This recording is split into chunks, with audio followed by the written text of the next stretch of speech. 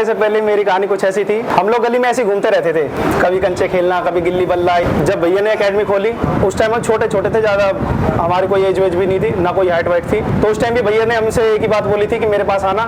मेरे mummy papa को भी बुला के यही चीज़ बोली थी कि मेरे पास आना, मैं आपके लड़के को दोनों को भर्ती करवा दूंगा, हम 2 भाई हैं। आज की नज़र बहुत दूर होती है। जब ये कच्चे में इतने थे ना तो ही नज़र गड़ा के बैठा था मैं, ठीक है।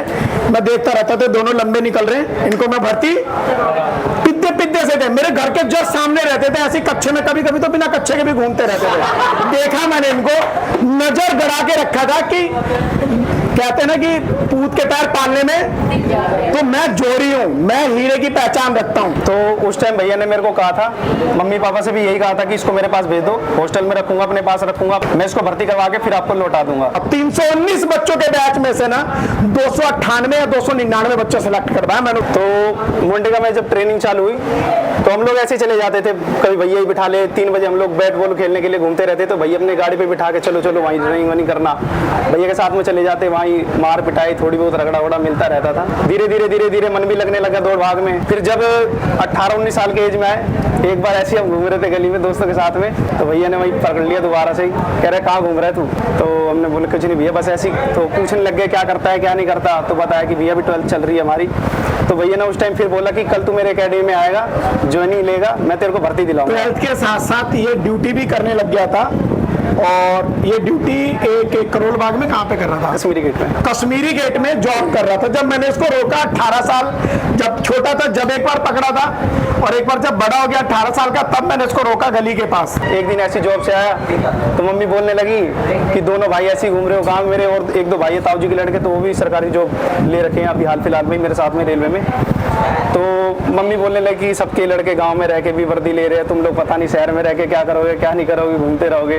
तो फिर मेरे को भी अच्छा नहीं लगा, मैं सोचा कि चलो यार देखते हैं। 10 अप्रैल को मेरा जन्मदिन था, 13वीं तारीख को मैं जीतू भैया के पास आया, और उस टाइम मेरे पास पैसे नहीं थे। मैंने भैया को आके कंडीशन बताई कि भैया ऐसी बात है। तो भैया ने मेरे से उस टाइम कुछ पैसे भी नहीं लिए, बोले कि ठीक है तेरे पास जब हो जाए तब तू दे दियो, आके ज्वाइनिंग कर ले। तो 14 तारीख से मैंने क्लासेस चालू कर दी, अपना डेली रेगुलर क्लासेस आना, डेली रेगुलर ग्राउंड में प्रेजेंट रहना, और मारना पिटना, बंक नहीं पिटना डेली। हाँ पिटना डेली होता था ग्राउंड में, यहाँ पे रोज बदमाशी। दीपक सर हमारे डेली मेरे को मारते रहते थे। कोई बच्चा ये सोचता है कि मेरे को पनिशमेंट मिल रहा है, मेरे को पिटाई लग रहा तो मैं फेलियर बच्चा हूं, नहीं। अगर किसी को पनिशमेंट मिल रहा हो नजर में आ रहा है, इसका मतलब कि वो बच्चा आगे बढ़ सकता है और वो 101% कामयाब होगा। तो फिर हमने जब फॉर्म निकला तो थोड़ा डर भी रहा था कि यार 4-4 साल के प्रैक्टिस करने वाले बंदे हैं, हमसे रेस कैसे होगी, कैसे नोटिस करना पड़ता है इस बात को। तो मेरे साथ के और 2-3 मेरे दोस्त यहाँ पे बैठे होंगे जो मेरे साथ रनिंग करते थे, एक बार इनके लिए भी जोरदार तालियां। 4 साल की मेहनत मायने नहीं रखती है, मायने रखता है टारगेट के ऊपर फोकस। 4 साल वाले बंदे बैठे ही रह जाते हैं और 1 साल वाला बंदा काम करके निकल जाता है। जो मेरा बैच था, सेकंड लास्ट बैच था, 7वां ग्रुप था मेरा रनिंग का। उस टाइम हमारे बैच में ऐसी 6-7 बंदे पकड़ रहे थे उस दिन।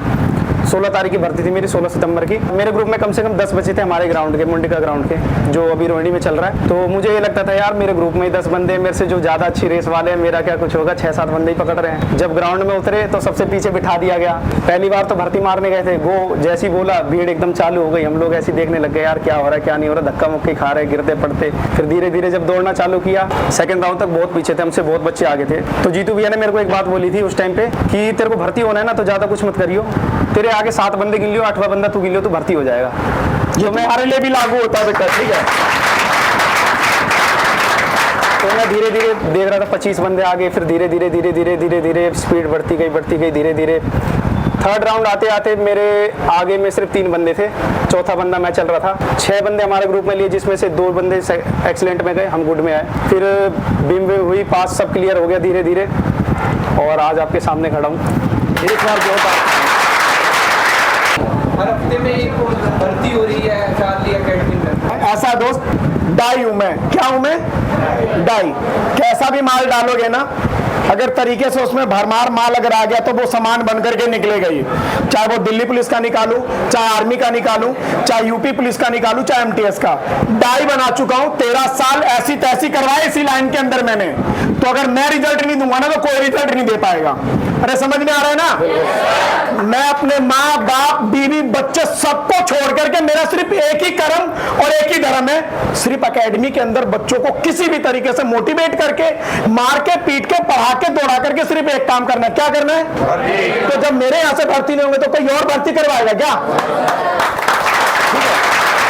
मैं भर्ती करवा करके ही दम लेता हूं मैं।